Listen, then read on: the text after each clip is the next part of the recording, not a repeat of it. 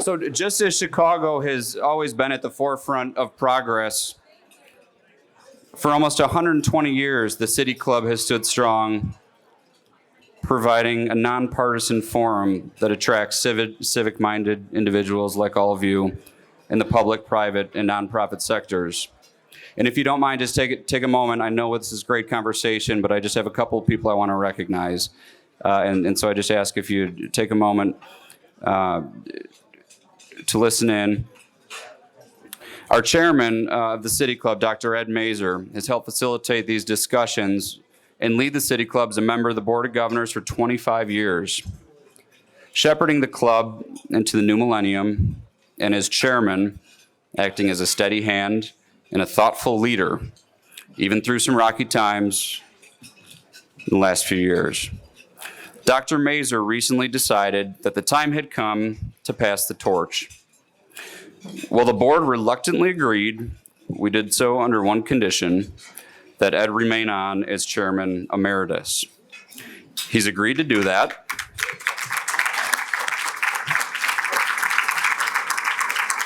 Ed has done and will continue to do so much for this club, and I just wanted to take a moment for all of us to stop and thank Dr. Ed Mazer. Thank you, Ed.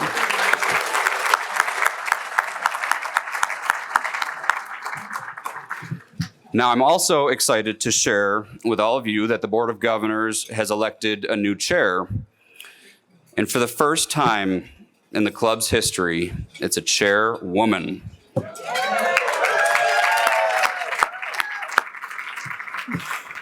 You'll hear from her shortly. But in the meantime, please join me in congratulating Jackie Robinson-Ivy, the senior. Stand up, Jackie. The Senior Vice President of Public Affairs and Government Relations at Northern Trust, yet another Chicago institution, and the new chairwoman of the City Club. So thank you, Jackie. Please enjoy your lunch, your conversation. We have a great program. We'll be back in, Jackie will be back up here in just a few minutes. Thank you. I don't take it lightly when a CEO takes time out of their day to stop at City Club and be here. He was asked to join us by Mayor Lightfoot, and if you know her, she's always thinking and she always has a plan. Since moving Clayco's headquarters to Chicago,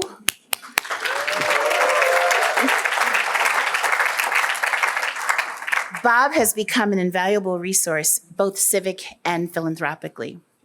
He has taken great care, not only of the thousands of his employees and their families, but also stepped up in a big way to support the city and the mayor's efforts to help businesses survive COVID and all the other unrest that we've had going on. It's been a tough couple of years. He and his company Design build amazing buildings. But if you talk with Bob, you'll hear him want to talk more about building communities and developing these small and minority-owned businesses. He recently came off of his own stint as a public servant, serving as President Biden's ambassador to Expo 2020 Dubai, which was a 6-month World's Fair that just ended at the end of March. A true champion for Chicago, but our hardworking people, and we just enjoy him being around. Please welcome the founder and the executive chairman of Clayco, Bob Clark.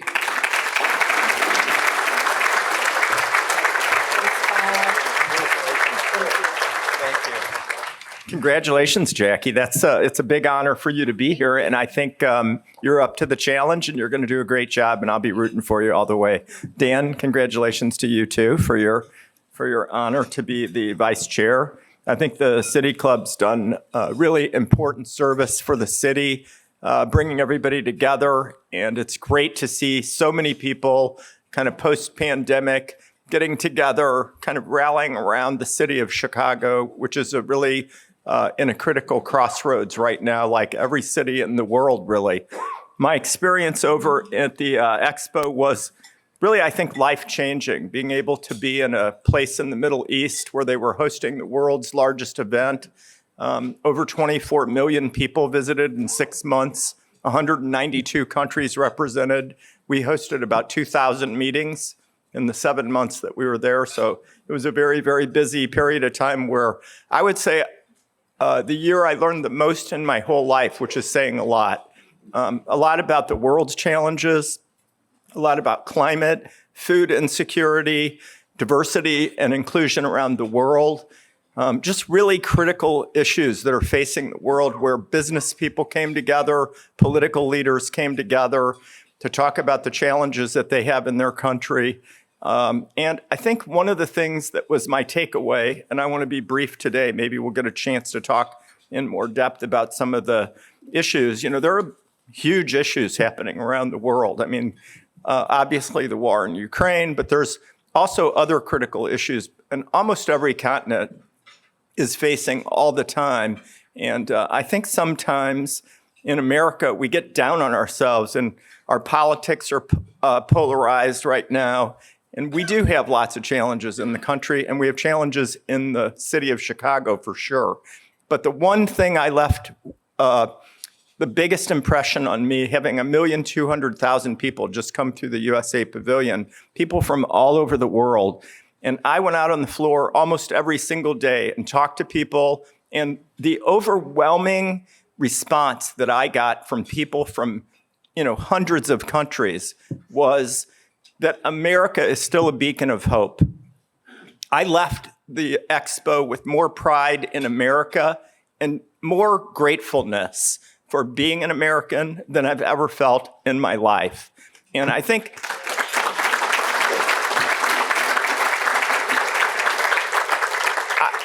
we all have a lot to be thankful for and grateful for. And sometimes with social media and kind of just the negative down on ourselves attitude, it's kind of hard to see through the challenges to the positive things that we have in America that all the other 191 countries that were represented at the expo would literally give their right arm for. So I think we should get a more positive, optimistic attitude, especially coming out of the pandemic and all of the challenges. Our mayor, in my personal opinion, has done a really great job in a really tough time and not getting the credit that she has coming. I think,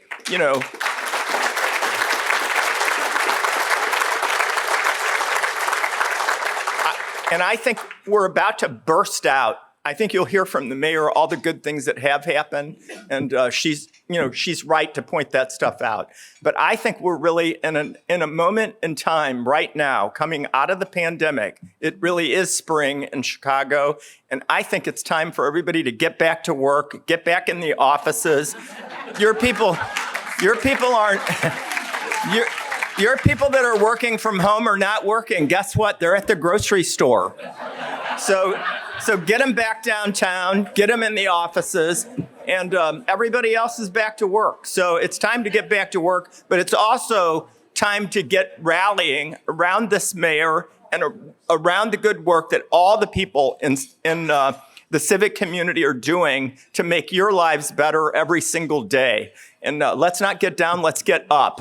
So with that, I would just like to welcome my friend, Mayor Lightfoot, to the podium. Thank you.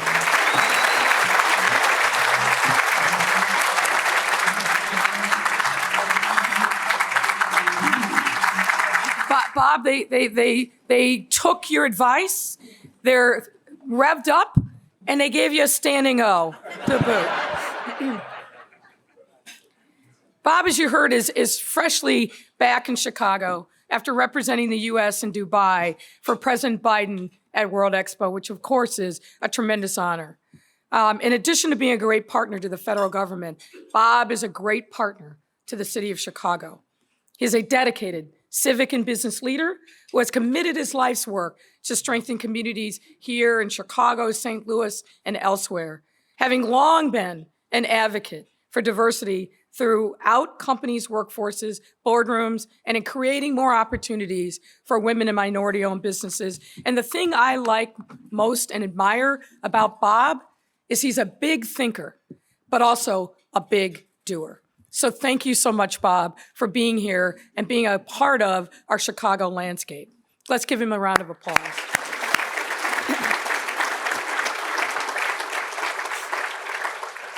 So, ladies and gentlemen, I am here to make a very important announcement. An announcement that speaks to the present and future of our beloved city. But I'm going to keep you in suspense for just a moment. Let me set the stage.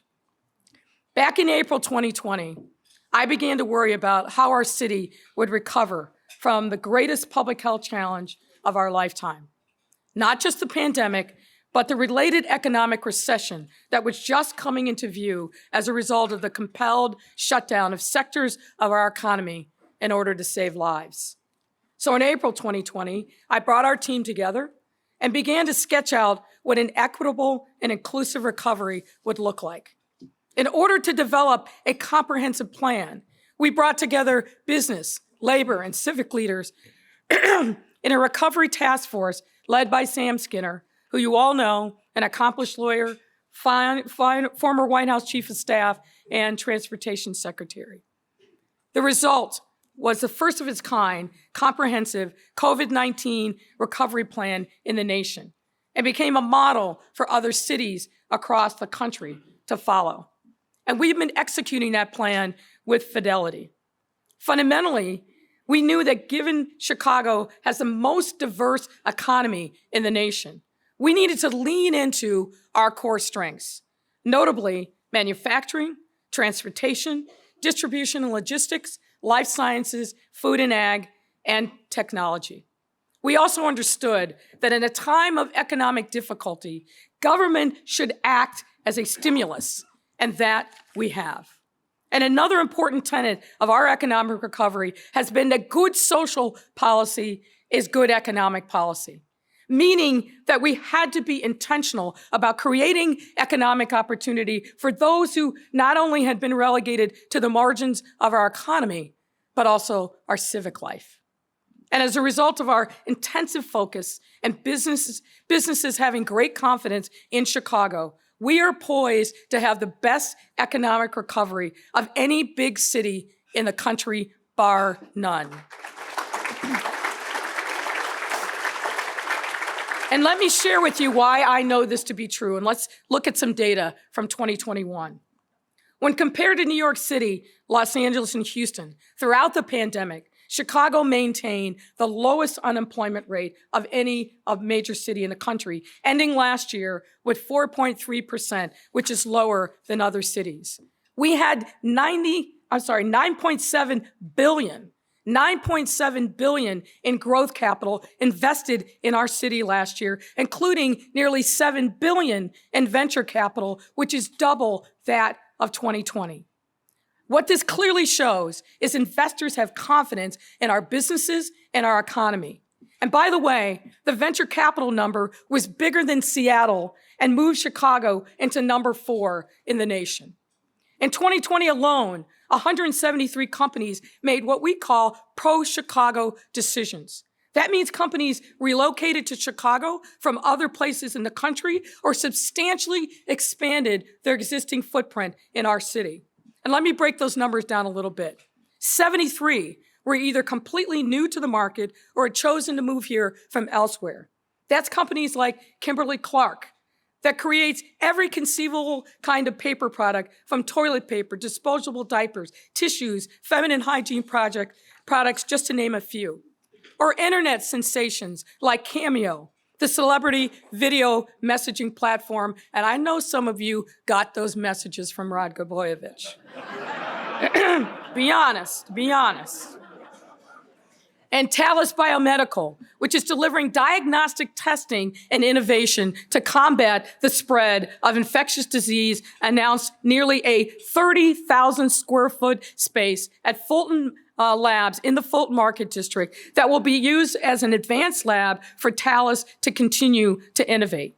Another 100 of those companies that made pro-Chicago decisions already had a presence here and chose to continue expanding that presence. That included companies like CoinFlip, a crypto ATM company, VidMob, a digital marketing solution, Tegas, a primary research company that relocated from San Francisco to Chicago with 5 employees and now has over 200 in its workforce. And of course, Uber Freight, which we are grateful and proud of. Furthermore, 38 of those 173 decisions were made to relocate on our south and west sides, with 27 being expansions and 10 being new market entrants and 1 being a relocation. We have also minted in 2021 a record-breaking 12 unicorns, companies valued at $1 billion or more. And those unicorns arose in diverse industries, from financial services to food products, software logistics, media and information services, and many more. Another testament to the strength and diversity of our economy. Those 12 unicorns from 2021 were more than Seattle or Austin, and brings our total up to 23. This, folks, is a big deal.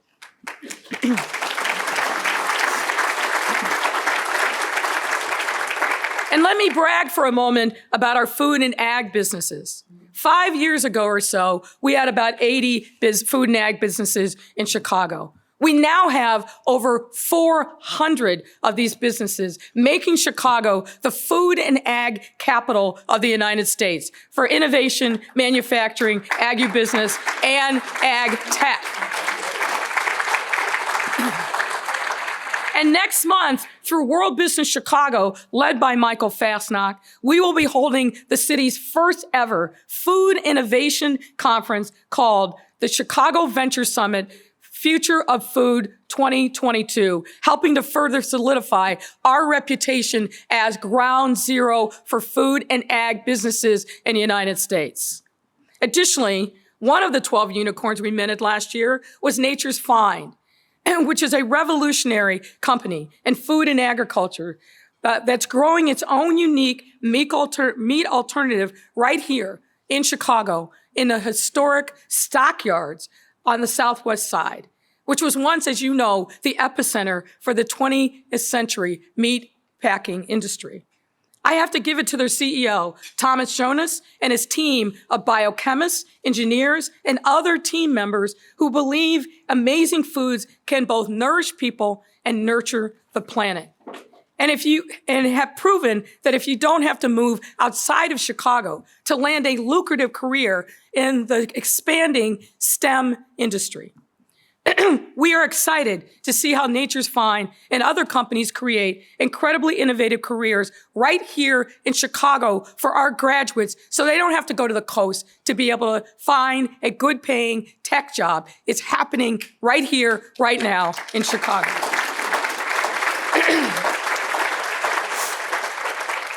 And a few other notable data points to round out 2021.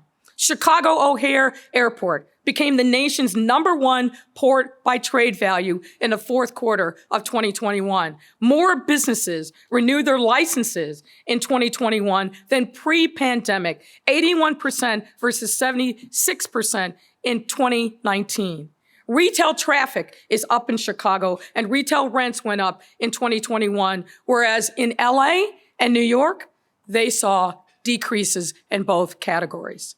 Chicagoland was the #1 region in the country for construction growth. #1 in the nation, ladies and gentlemen. And here again, our peer cities like New York and Houston, for example, saw decreases in 2021 construction job growth.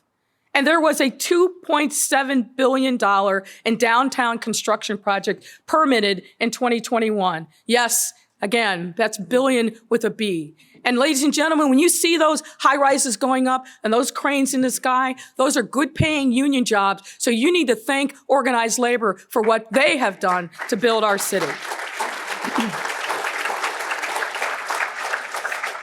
There is a reason why Chicago has become the #1 city in North America for foreign direct investment 8 years in a row.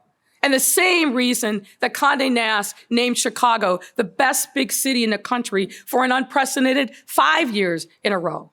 And why in 2021 Time Out Index survey, Chicago was named the most beautiful city in North America. Now, here's a pop quiz. Raise your hand. How many of you knew most of these positive economic milestones from 2021? A few of you. For those who didn't, ask yourself Why not? Why is it that you are not hearing all the great things that are happening in our city of Chicago? Why is it that you don't know and hadn't heard before I just told you about all the amazing progress that we are making in our city to build the economy, not only of today, but of tomorrow, and doing it in a way that is truly inclusive and equitable? We need to own our own narrative. And we need to tell these stories so that our people understand it, our businesses continue to have confidence, investors continue to flock to Chicago, and we break through the noise. Make no mistake, we are a great city that is on the move.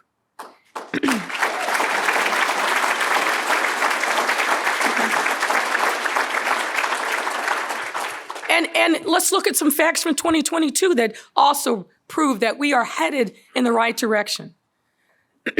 Chicago's unemployment rate as of February is at 4.9%, still lower than New York, Houston, and tied with LA. Already this year, 57 companies have made pro-Chicago decisions with thus far 29 relocations and 28 expansions. 10 of those decisions have been made in either the South or the West Side, and 5 being expansions from other cities that came here to Chicago. I'm also happy to report that building permit revenue is up year over year from 2021, up 9% over 2021 and 91.9% of pre-pandemic levels. We are also seeing continued growth in our central business district, which remains core to our city's economy. Our downtown is the heart that pumps the blood to the rest of our city. For example, we kicked off the year with an office occupancy rate growth of 13.2%, a rate that is higher than any other major metro area outside of a couple of cities in Texas. I won't mention them. Pedestrian traffic, which measures the volume and direction of pedestrian traffic on State Street, were also strong at a record level of 93.5% of 2019 levels. This recovery rate is nearly double the one that was set in 2021 and is a strong indication that our city is continuing to bounce back. And we are excited to deepen this success by continuing to activate commercial corridors on the Magnificent Mile and State Street. Meet Me on the Mile and Sundays on State were 2 initiatives that we launched last year to bring residents and visitors alike back to our downtown area with great success. Portions of both streets were closed for public performances, retail, and other entertainment. And in both instances, foot traffic approached 2019 levels. And businesses along both streets were happy to enjoy the uptick in sales.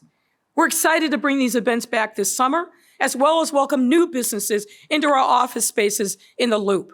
And on top of this, we are working with folks on the State Street corridor and separately LaSalle Street and the Mag Mile to reimagine and build for the future of these iconic locations in our city. We are also working hard to make sure that our central business district remains vibrant as the nature of work and shopping transitions. Now, I must credit and thank the folks at the Loop Alliance, at BOMA, the Mag Mile Association, and others for their diligence and partnership. Further, in the first quarter of this year, Chicago hosted 125 hotel and convention center meetings, representing over $339 million in economic impact to the city, filling 220,000 hotel room nights. For the rest of this year, we currently have 345 major events planned, which represent over $2 billion in economic impact, 1.4 million room nights, and over 1 million meeting delegates coming to our city.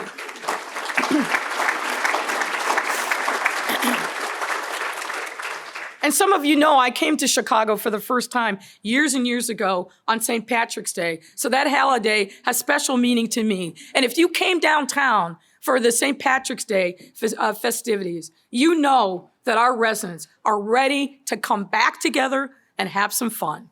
Tens of thousands came downtown for the river dine, the parade, and other events.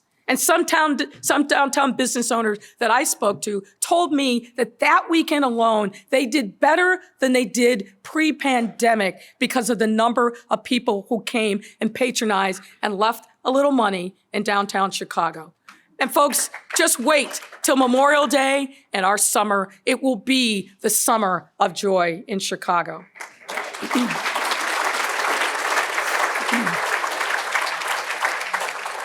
And I mentioned at the outset that good social policy is good economic policy.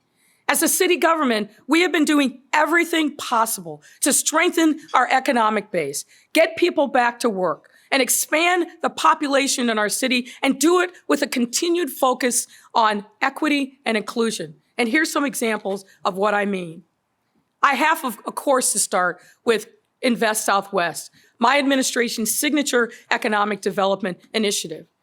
In our 2-year mark, Invest Southwest channeled $1.4 billion in investments in 10 underserved communities over the past 2 years, thanks again to public-private partnership. We are neighborhoods like Austin, North Lawndale, Inglewood, South Shore, West Humboldt Park, Roseland, and others to work with community to breathe new life into commercial corridors that are the front doors of these communities. We have insisted that the RFP development teams reflect the diversity of the neighborhoods in which they will be working, and they have. And in addition to the $1.4 billion in investments, the 11 specific RFP projects plan to create more than 2,000 jobs during construction and an estimated 1,000 permanent jobs. That is on top of the thousands of jobs created through the more than 300 city-sponsored public works projects that we have completed in Invest Southwest neighborhoods over the past 2.5 years, as well as jobs created through the private sector-led investments, some of which I will be sharing shortly.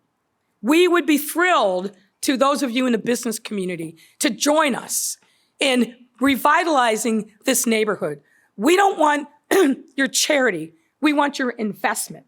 We want your investment in neighborhoods across our city that are deserving of the kind of resources and amenities that many of us take for granted in the north side and other parts of our city. Come on and join us in this work.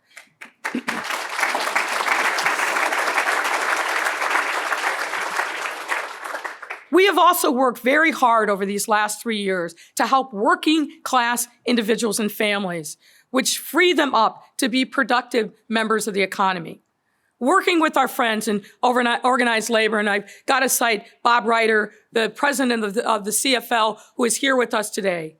Working with organized labor, we have specifically raised the minimum wage to $15 an hour ahead of every other municipality in our state.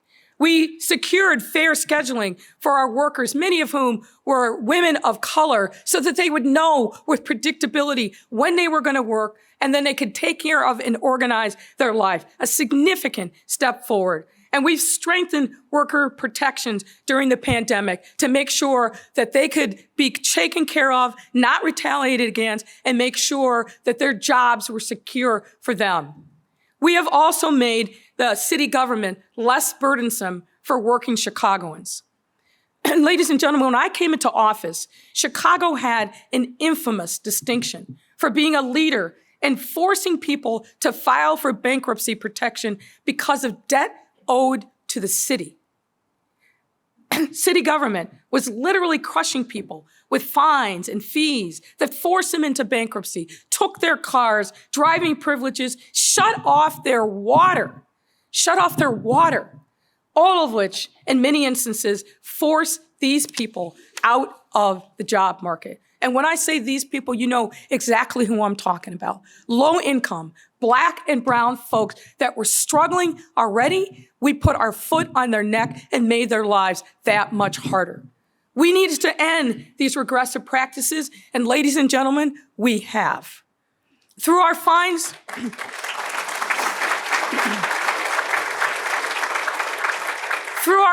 and fees reforms, we have stopped random vehicle impoundments, ended all debt-based driver's license suspensions for non-moving violations, and more. As a result, we have forgiven already $11 million in city sticker debt and $129 million in vehicle storage fees. We have also ended the inhumane practice of shutting people off from water if they fell behind in their bills. Water is a basic human right, and we have to recognize that, and we have.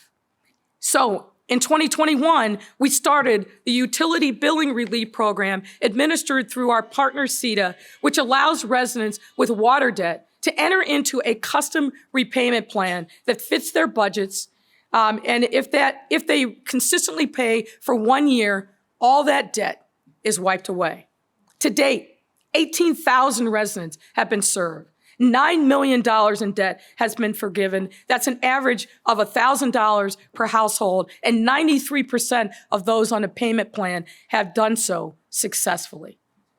Another important initiative that we completed, that we initiated at the height of the pandemic that saved businesses and jobs was our Small Business Resiliency Fund. And I got to again give credit to our CFO, Jenny Bennett, for coming up and conceiving of this program.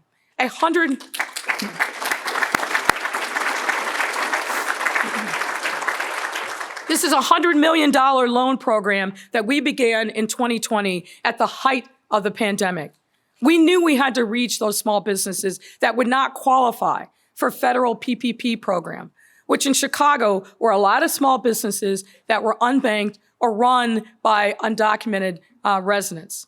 At the time, the Small Business Resiliency Fund was the largest in the country, larger than New York and San Francisco combined.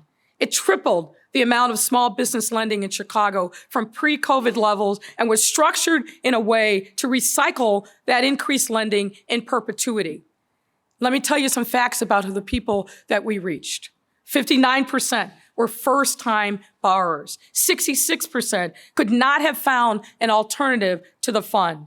61% said that they were able to save jobs because of the loan, which resulted in nearly 9,000 jobs saved. 1 in 5 businesses saved was a result of the loan fund that shakes out to about almost 400 businesses. And 44% were African American or Latino, and 57% were all minority.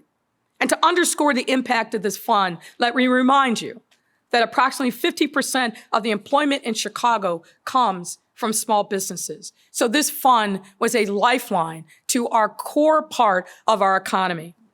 And because of the exceptional economic progress that we saw in 2021, at this point, the city expects that 2021 year-end revenues will be at least $200 million better than budgeted, which will support the already improving financial performance that we saw in 2021. Jenny won't let me tell you that we might be looking at a surplus next year, so I'm not going to say that.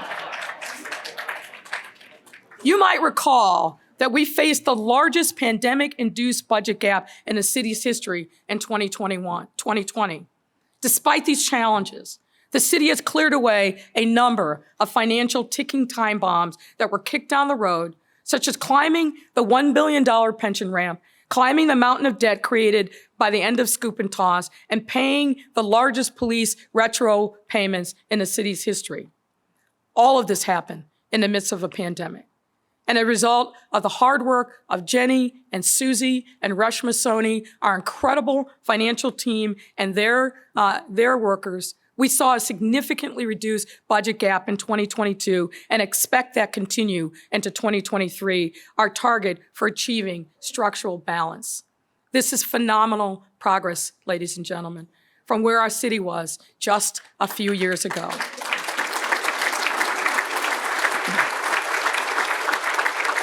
And I will say it's phenomenal progress, certainly attributable to many people in this room. Now, ladies and gentlemen, there's a narrative out there that our city is headed in the wrong direction. That noise is completely belied by these objective data points, which show a very robust economy that is creating jobs and opportunity because of the hard work of our incredible entrepreneurs, our friends in organized labor, innovators, and other creators. And because in my administration, we want to unleash the economic prowess of our city by being great partners with our businesses and to lead by example by making targeted catalytic investments to bring prosperity to every neighborhood in our city. It wasn't that long ago that people said, well, the mayor doesn't really get it. She's talking about this neighborhood stuff and she's going to lose sight of the downtown. Well, once again, the proof is in the pudding. Our city is strong and solid and well poised to be one of the strongest economies in the nation. And that is simply a fact. Now, we absolutely have more work to do, but don't let anybody tell you anything other than we are leading the nation among big cities in positive economic growth. And despite the naysayers and the skeptics, the truth is, ladies and gentlemen, we have a lot to be proud of in Chicago. And as mayor, I will continue to be the cheerleader in chief about the greatness of the city. And that brings me to another important announcement. I am excited to announce that Harvest Food Group, a manufacturing company that specializes in frozen fruit, vegetables, entrees, and other foods, will be joining Nature's Fine as their newest neighbor and relocating to the Union Stockyards. You're apparently expecting something else.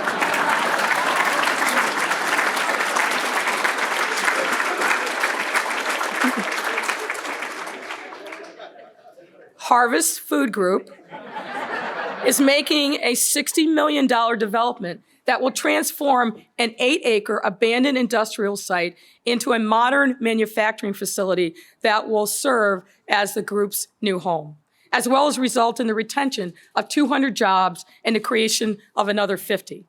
The development as planned has all the elements of a truly beneficial public-private partnership: private investment, environmental reclamation, access to quality jobs, and a focus on helping Chicago-grown companies not just stay, but thrive in our city.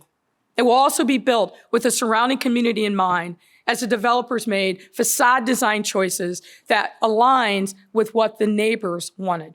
They solicited design input from both stakeholders and community members and have committed to maintaining the adjacent open green spaces. For those of you who may not know, this marks the 20th anniversary of the city owning the Union Stockyard site.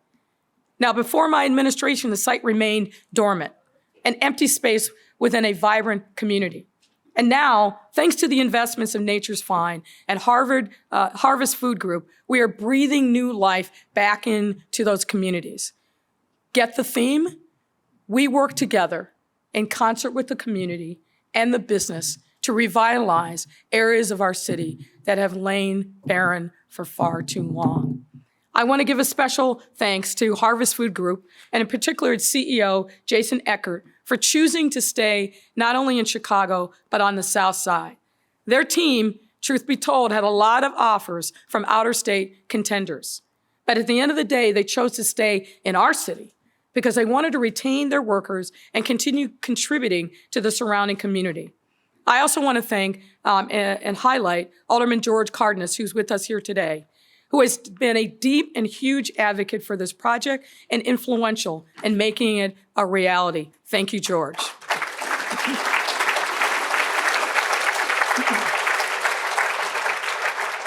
Now, the Harvest Food Group location is in the back of the yards corridor for Invest Southwest. This is the kind of commitment that is literally changing the landscape of our historically disinvested in neighborhoods.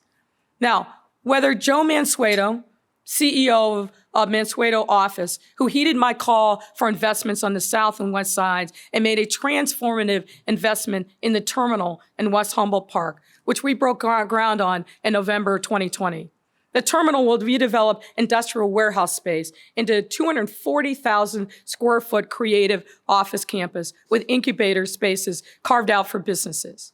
Once completed, it will house between 700 and 800 employees, and the terminal has already attracted its first tenant, AeroQ, a quantum computing startup.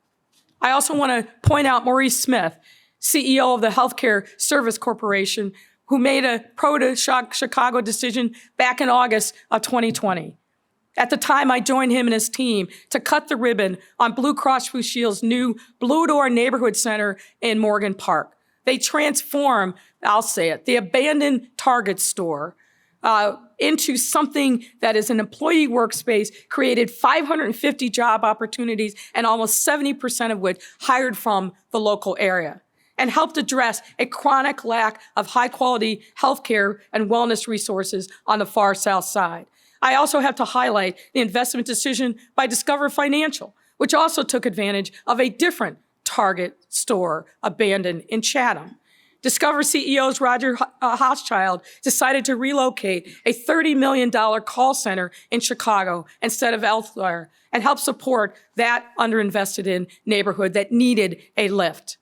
Because of that commitment, that Chatham Call Center, which pays great salaries and benefits, is now the #1 call center in the Discover system, with 85% of their employees living locally within a 5-mile radius of that center.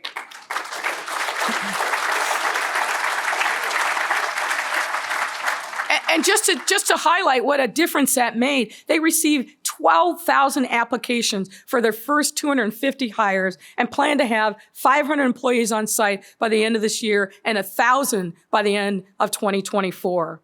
And I've got to give a shout out to my friend, somebody who I deeply admire, and that's Dave Casper of BMO Harris and his team, because ladies and gentlemen, anytime there is a need, they answer the call, roll up their sleeves, and say, what more can we do?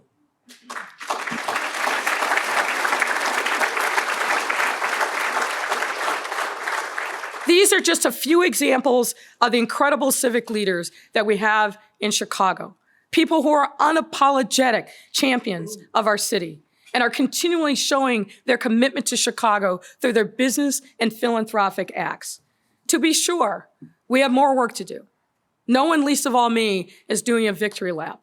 Our challenges, and particularly around public safety, are real, complicated, and decades in the making. And we are making progress on public safety. Year over year, homicides are down and shootings are down. We have made progress because of our relentless focus on gangs and guns and investments. We work tirelessly to hold violent, dangerous people accountable. And we saw more homicides last year than in previous 19 years. And our clearance rate this year is above 65%, which puts us into the heartland of where we should be nationally. And we are engaging in empowering residents through town halls on public safety, tabletop exercises, and we are listening to what our residents want and say that they need to feel safer. From cameras to vacant lots, green spaces and programming for youth and mental health services, we continue to make resident-driven investments around public safety. And we will continue close engagement with our business community, downtown and in other neighborhoods. More needs to be done, to be sure, and we must remain ever diligent, but we are no doubt trending in the right direction. Ladies and gentlemen, our future in this city is bright, and we must reclaim our own narrative. There's a reason why our economy is booming. The strengths of who we are and what we can become, when we see everyone in every neighborhood and work together as neighbors with a shared destiny, no one can hold us back. That is how we all thrive, together, and maintain our rightful status as a great global city that continues to be the envy of others. As the great Muhammad Ali once said, quote, "You don't lose if you get knocked down. You lose if you stay down." Chicago has always been a resilient city. And every time that we've been knocked down, we've gotten right back up and kept up the good fight to protect and uplift our residents. We are the city that works, particularly when we work together. We have faced unprecedented challenges, and we have met those challenges head on with unprecedented resolve and coming together. And we've made a difference in the lives of our residents, and more to do. So thank you all for continuing to choose Chicago and the people who call it home. And oh, by the way, for those of you who came today, expecting a different announcement. Not today, but soon. Be patient. Thank you all.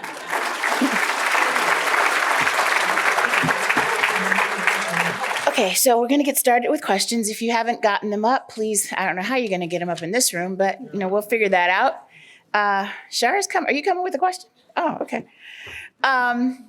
Thank you to our staff. They're usually the ones who are running around. Oh, there's Jan. We got a few coming. Someone told me to ask you, are the White Sox going to win the championship? Oh, yeah. And then,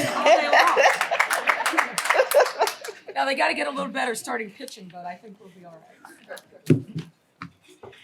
I do not challenge the mayor on any sports. Thomas McElroy, who is in fact a City Club member. For those of you who don't know, that tradition will not change. If you are not a member, you might get your question asked or you might not. I don't know. No, I'm just joking. Level 1, solutions. Considering your great success with Invest Southwest going forward, with the broadband infrastructure, money can be made part of the plans for development going forward? Well, we are very focused on making sure that we get our fair share of broadband dollars that are coming from the federal infrastructure budget. When I was in D.C. back in December, met with folks at Commerce, talked about that extensively with Mitch Landrieu, and are pressing the folks at the state because the money's going to flow through the state. But as many of us know, and I'm looking out at our former CPS CEO, Janice Jackson, who initiated the Chicago Connected program along with my office, there are real issues of connectivity in our city. And I've emphasized to everybody who will listen, and Congresswoman Kelly knows this, it's not just the rural communities that have challenges with broadband and Wi-Fi connectivity. Cities like Chicago also have those challenges, and we have to get our fair share to make sure that we are scaling up for the kids that have to do their homework, for the businesses that are trying to get on the internet, just to enjoy basic quality of life. We must do more, and we must get dollars from the federal government to help us do that, to really make sure the entire city is connected. So thank you for the question, Tom. Mark Weimer, can you hear me? I'm going to move it back down for a minute. How long will CTA keep the mask update up? It's really the question. Because you want to wear it for a long time? Look, obviously, we just got the news yesterday about the court decision, and we are conferring today. I believe that where we will end up is we're going to recommend that people who feel comfortable and feel like they need to wear a mask, continue to wear a mask, and make sure, frankly, that we're being respectful of people who are making those decisions. Same, I'll just add it, with our airports. There are a number of people who are just not ever going to feel comfortable again, not wearing a mask in those kind of public spaces. And I can tell you, for the foreseeable future for myself, I'm not getting on a plane without a mask.